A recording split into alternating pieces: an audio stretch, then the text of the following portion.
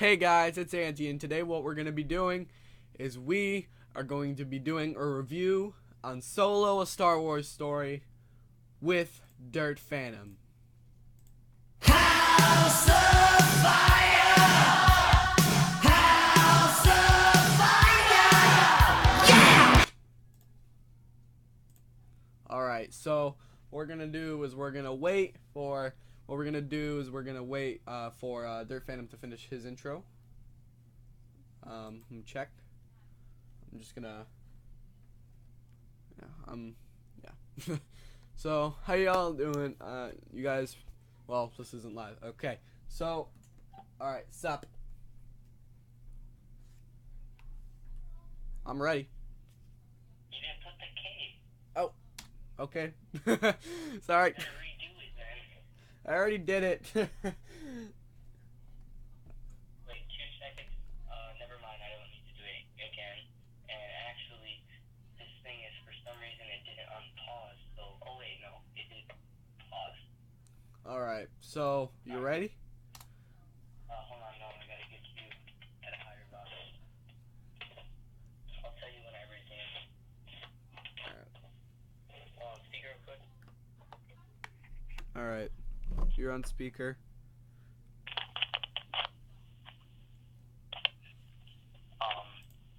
Speaker real quick. What? I'm gonna test to make sure you I'm trying to make. All right. So what we're gonna do is we're gonna do a podcast thing on we're gonna do let's do our so we're gonna be reviewing Solo, a Star Wars story. I know I already said this, but basically this has spoilers in it, so if you don't want to have any spoilers to the movie, don't watch this video. So Dirt Phantom, you want to start?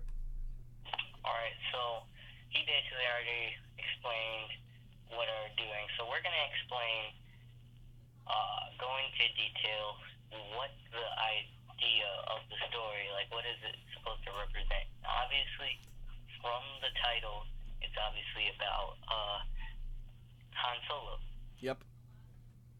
Alright, so we're gonna talk about the story. We're gonna go from the beginning, the middle, to the end.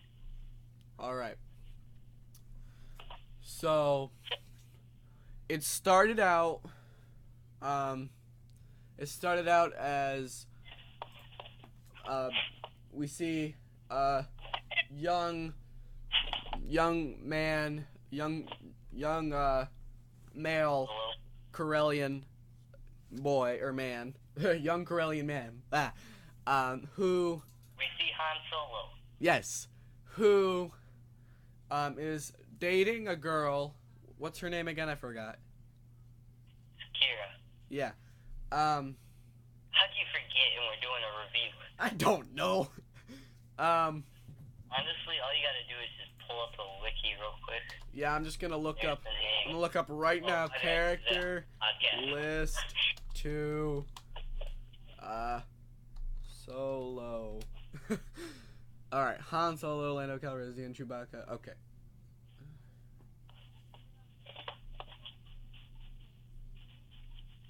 So You start off on Corellia. Let me just take this off of you. Yeah. You start on Corellia where you see a big introduction where it shows like a bunch of yellow lights showing something. I don't really know what it is, but they're showing a big Solo thing. Mhm. So after that, you see a couple of sparks lit in the dark, which is Han Solo lighting, starting up a car. Mhm. He starts up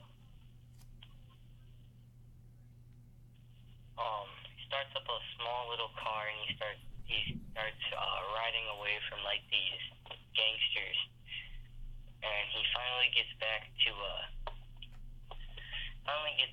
the rest of his little local gang, and makes an escape with Kira tries to bribe an Imperial officer with stolen coaxium, which is a powerful hyperspace fuel, Yeah. in exchange too. to pass through the transport and head for a different planet.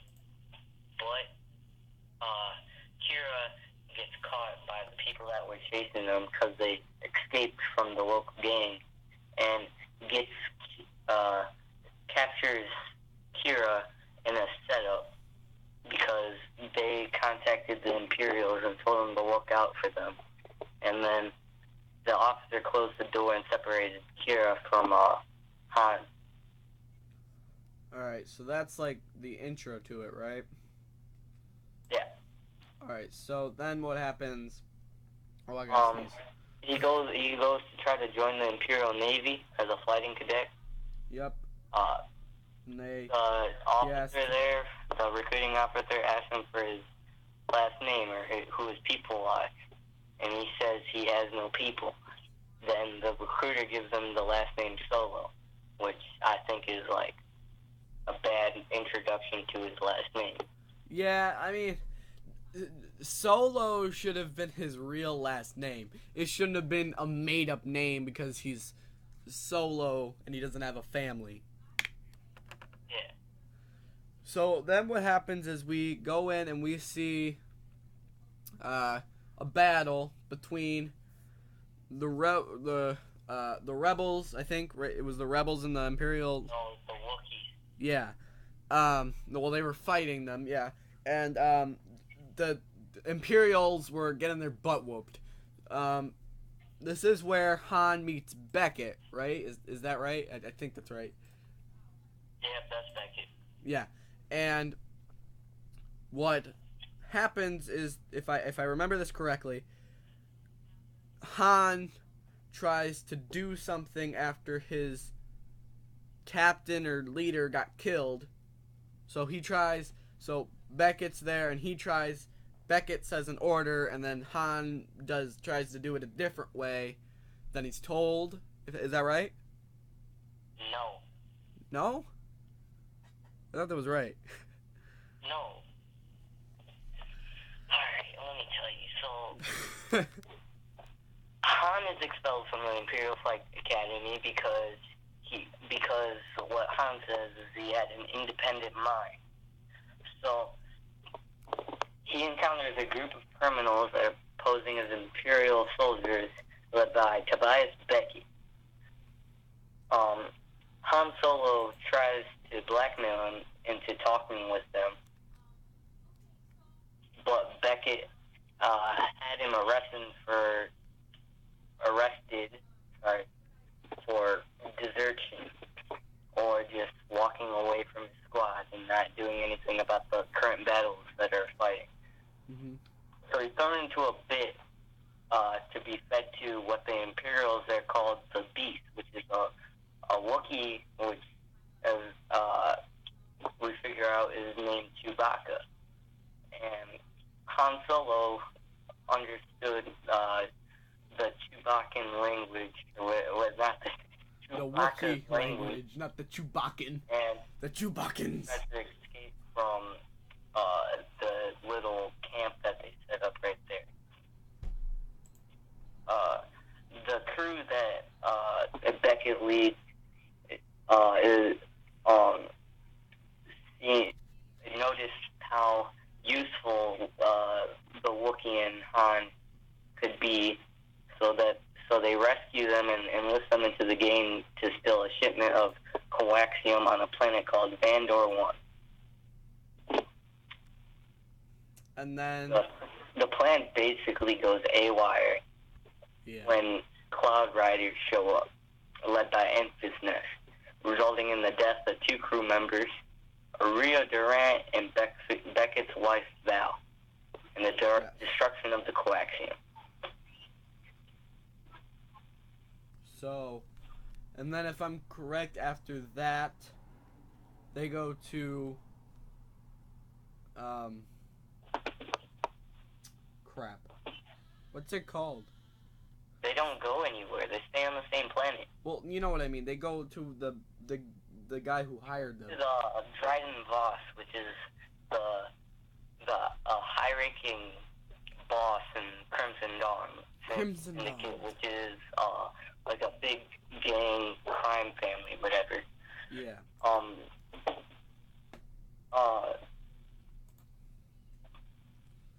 Han and Chewbacca then volunteer to help him steal another shipment to repay the debt.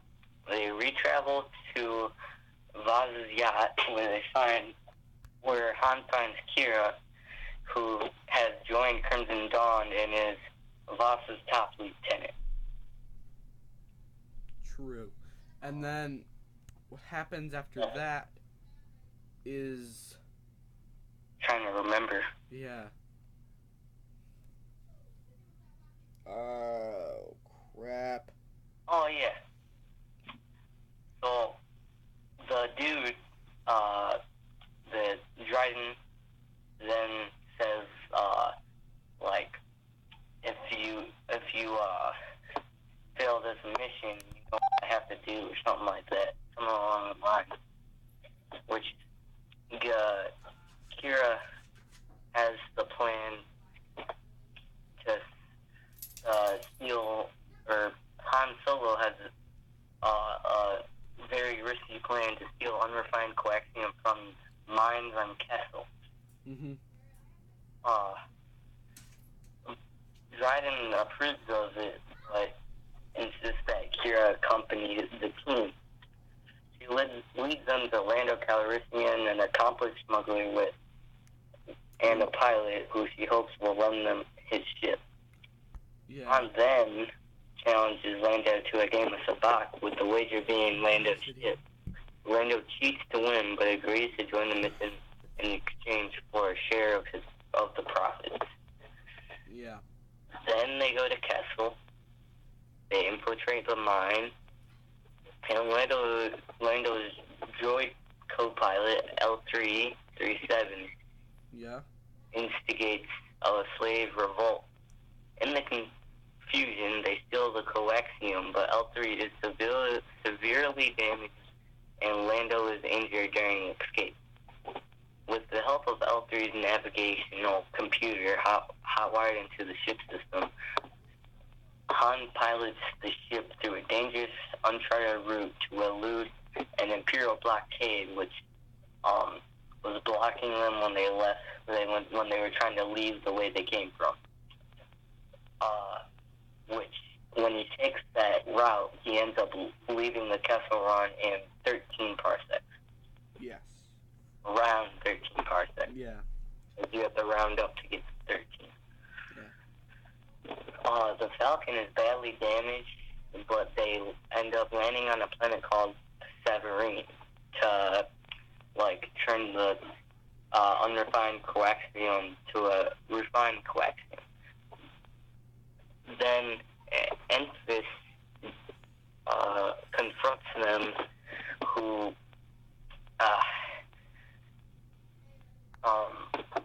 Enfys gets into a confrontation with them, and after that, Han Solo tries to pull a trick on them, but then Lando leaves with the Falcon, and the squad leader in there tries to explain to Beckett and his crew that they weren't pirates, but they're rebels trying to prevent the Syndicate and the Empire from gaining control and power over the galaxy. And Han becomes sympathetic to her cause and tries to trick the boss, but Beckett has already alerted him to the double cross. Man, that rhymes. Voss then sends his guards to kill Enfys, but the guards ended up being doubles, so it was a double trick. And then after that, the actual squad comes in and makes all of them surrender, then leaving Voss defenseless.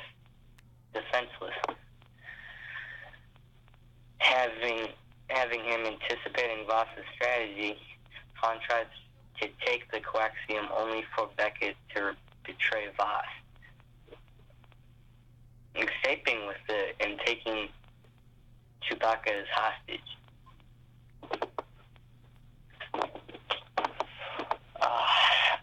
Kira kills Voss and sends Han after Beckett, after going into a bit of psychology and trickery of them having a battle. And once alone, she contacts Voss's superior, which is Darth Maul, which is basically like... Whoa. He's basically the leader based off of books. He's the leader of a big gang, and I'm guessing that's what they're hinting at in this movie. So, to him, Darth Maul then told Kira to take Voss's position. She avoids speaking of Han, though, and instead blames everything on Beckett. Mm-hmm. Han finally catches up to Beckett outside of the ship when they're at the coastline of the planet. And Beckett tries to say that he's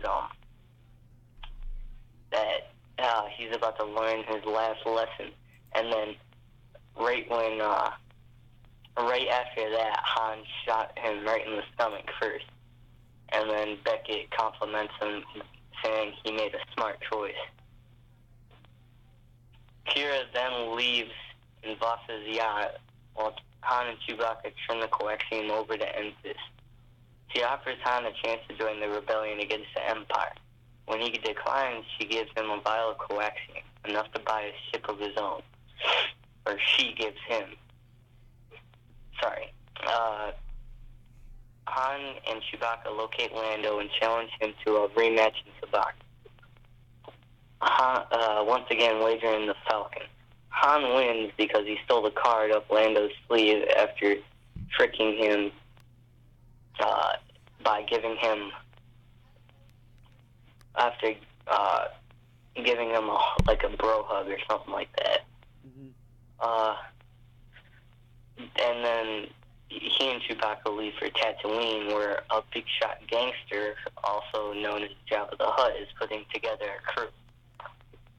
So that was basically the entire story. Basically all I remember. Yeah, I think you got it all. So after that, we're gonna do some our opinions on the movie. So I'll go first. My opinion on the movie was it was really good, but there was things about it that I didn't appreciate. Like the thing about his last name. Yeah. How are we gonna do? Like, I like that Darth Maul was in the movie, but the problem is, how are we going to explain what happens afterwards? Because it's just like one of those movies that is like a one thing, like it's a little like I guess you could say a spin-off, but you don't really make sequels to spin-offs. They can make a movie called Maul and then include the sequel to that. True. Or they could maybe add it in the Obi-Wan one if they are gonna make that. Yeah. Or maybe the Boba Fett one. The Boba Fett one. Rebels. But The Rebels. Not Qui-Gon. In Star Wars Rebels, an animation show by Disney. yeah. Darth Maul shows up to once again confront Obi-Wan, and Obi-Wan bests him again and kills him. So we're probably not going to see anything past A New Hope with Darth Maul. Yeah. So, you have, what's your opinion? I really liked the movie. I just didn't like who played Han Solo, because there's like a lot of other people that could have played Han Solo. Yeah. Like and Alden Caleb Ehreich, right? Or was it however you say his last name? Mhm. I don't think he doesn't really look like Han Solo. He looks like the head structure is different. Yeah, he looks more like Luke if he looks like any character. Yeah, and he's not even close to Luke. Yeah. You can kind of see it in his nose and the way his mouth is shaped, but not really. That's a little bit. But I'm still a little convinced that Harrison Ford might have been able to play him. Because there's not really any like agility things that he does. I mean, he runs, but that's about it. It's the look. Yeah. It costs a lot of money to do that. Yeah. When you could just get the original actor and just give him a little bit of makeup and dye his hair. No, I'm talking about Harrison Ford. It costs a lot of money to do that. True. Yeah. Is there any other actors that you know that could have played him then? Not really. I mean, there's... Can you think of anyone that's got like a similar facial structure? No. No. I liked most of the comedy in it, though. The comedy was pretty good. Yeah, it was. Yeah. I like the part where he says, he's like, guess who just he's like, I don't know who he says it to, but Han Solo says to someone, I think it was, I don't know who it was, but he said, guess who just did the Kessel run in 12 parsecs, and then you hear Chewie grunt, and then Han is like, it is if you round. I thought that was pretty funny. Yeah. Yeah. Got anything to add? Random guy on that planet. Yeah.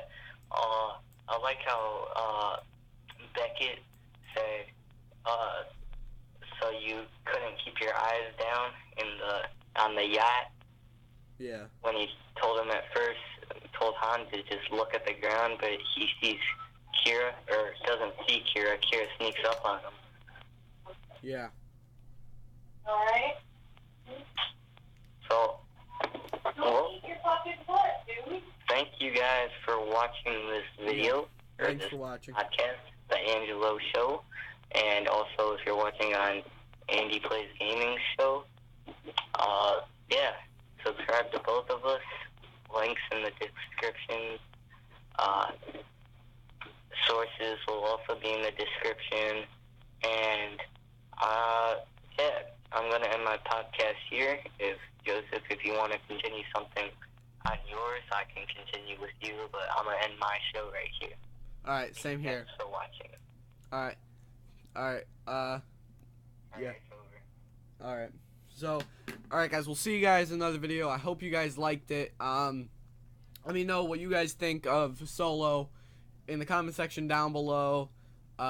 Make sure you subscribe to Dirt Phantom as well as me.